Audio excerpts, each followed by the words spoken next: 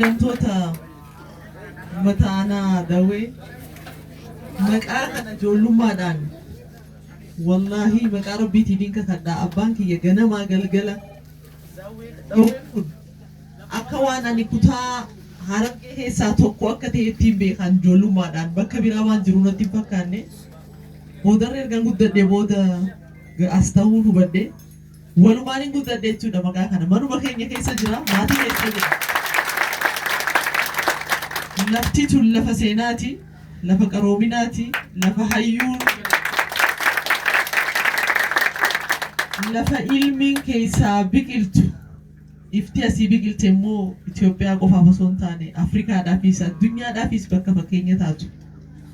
Waan taate jecha bakka kanarratti uummata kiyyaan ija nagayaatiin bifa kanaan wal arguun gammachuu olaanaadhaa, gammachuu walirraa hin cinne Rabbi akka isiniif kennuun hawwa. Akkuma bulchaan aanaadhaa kaasuudhaaf yaalii godhetti maqaan isii guddoodha. Hawaasni as keessa jiruu fi hawaasni as keessa addunyaadhaafis ta'ee biyyaafis burqaa jiru guddaadha.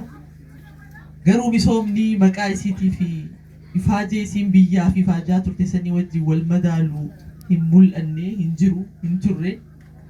Fuula dura garuu akkuma ni dakaasisanitti wanni obsaniifuu wahii fi wanni obsameefis bu'aadhaa fi obsa duubatti hin deebine akka ta'u abdii qabaachaa bu'aan isaa immoo har'a yoo ta'uu baate boru akka dhufu mootummaa federaalaa bakka bu'ee waadaa isinii galuun barbaada.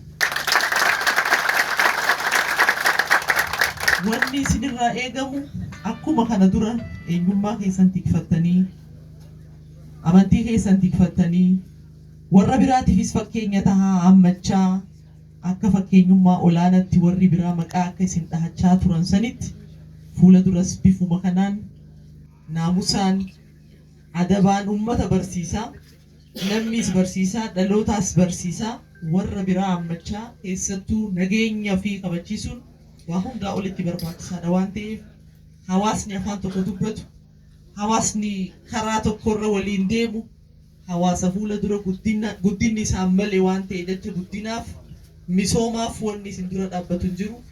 Wanni obsineefis waa hundan dubbannu galanni ka Rabbii haa ta'u alhamdulillah jechuudhaan barbaada.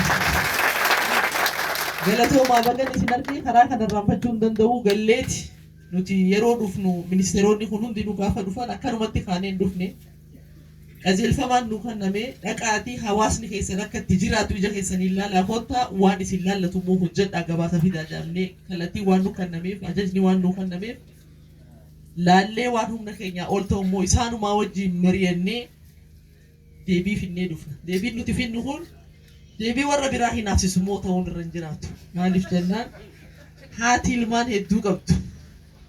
Yeroo iidaa ni beektan namni uffata iidaatiif yoo ijoollee 8-9 qabaatan warri keenya akkasii hora. Saglan nu gammachiisuu barbaada akka fedhiitiin. Humni immoo nama daangeessa muraasaaf yookaan karra jajjabaatiif yookaan karra wahiitiif bitameeti yeroo itti aanu immoo yookaan iidaa rafaafaadhaan akka